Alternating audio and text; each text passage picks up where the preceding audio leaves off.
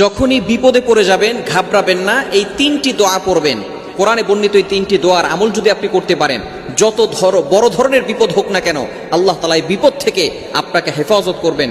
Protect from all accident, সকল বিপদ আপদ থেকে, বালা মুসিবত থেকে আল্লাহ তাআলা আপনাকে প্রটেক্ট করবেন, হেফাজত করবেন। এই তিনটি দোয়া তিনজন নবী বলেছিলেন, এই তিনটি দোয়া করেছিলেন, যার কারণে আল্লাহ পাক রব্বুল আলামিন তাদেরকে কঠিন বিপদ থেকে হেফাজত করেছিলেন।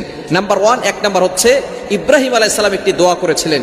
সেই দোয়াটি 4 নম্বর পারার 11 নম্বর পৃষ্ঠার 15 নম্বর লাইনে রয়েছে। সূরা আল ইমরানের 173 নম্বর আয়াতে রয়েছে, হাসবুনাল্লাহু ওয়া নি'মাল ওয়াকিল, হাসবুনাল্লাহু ওয়া নি'মাল ওয়াকিল, আমার জন্য আমার আল্লাহই যথেষ্ট। আপনি যদি এই দোয়াটা পড়তে পারেন, কঠিন বিপদে ইব্রাহিম আলাইহিস সালাতু ওয়াস সালামকে যখন নমরুদ আগুনে নিক্ষেপ করবে, এমন সময় ইব্রাহিম আলাইহিস সালামের কাছে জিবরাইল আলাইহিস সালাম এসে বলতেছেন যে আপনার যদি কোনো সাহায্যের প্রয়োজন হয় আমার কাছে বলেন। সাথে সাথে ইব্রাহিম আলাইহিস সালাম বললেন যে আল্লাহ আমাকে দুনিয়াতে পাঠিয়েছেন, সেই আল্লাহ কি দেখছেন না আমি বিপদে পড়ে আছি?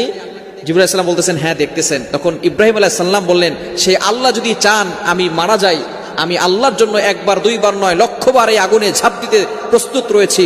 আর ওই আল্লাহ যদি চান আমাকে হেফাজত করবেন, তাহলে দুনিয়ার কারো সাহায্যের প্রয়োজন নেই, আমার আল্লাহই আমাকে হেফাজত করবেন। বলেন সুবহানাল্লাহ। তখন ইব্রাহিম আলাইহিস সালাম এই দোয়াটা পড়েছিলেন, হাসবুনাল্লাহু ওয়া নি'মাল ওয়াকিল, আমার জন্য আমার আল্লাহই যথেষ্ট।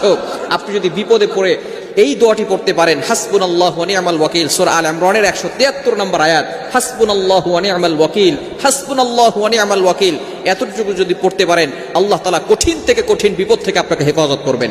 নাম্বার 2, দ্বিতীয় নাম্বার দোয়া হচ্ছে, নূহ আলাইহিস সালাম এই দোয়াটি পড়েছিলেন, সূরা কমারের 10 নম্বর আয়াতে রয়েছে, রব্বি ইন্নী মাগলুবুন ফান্তাসির, রব্বাহু আন্নী মাগলুবুন ফান্তাসির। নূহ আলাইহিস সালাম এই দোয়াটা পড়েছিলেন, রব্বি ইন্নী মাগলুবুন ফান্তাসির। আপনি আপনার রবের কাছে সাহায্য প্রার্থনা করছেন। আপনি যদি আপনার রবের কাছে সাহায্য প্রার্থনা করেন, আল্লাহ পাক রব্বুল আলামিন অবশ্যই আপনাকে কঠিন থেকে কঠিন বিপদ থেকে হেফাজত করবেন। নূহ আলাইহিস সালাম 950 বছর দাওয়াত দিয়েছিল, মাত্র 80 থেকে 82 জন মানুষ দিনটাকে কবুল করে নিয়েছে, বাকি কেউ এই দিনকে কবুল করে নেয় নাই। ফাইনালি নূহ আলাইহিস সালাম আল্লাহর কাছে দোয়া করেছিলেন এবং বিশাল প্লাবন হয়েছিল, এগুলো আমরা অনেকেই জানি, এই ঘটনা বলবো না। আল্লাহ পাক রব্বুল আলামিন নূহ আলাইহিস সালামকে হেফাজত করেছিলেন।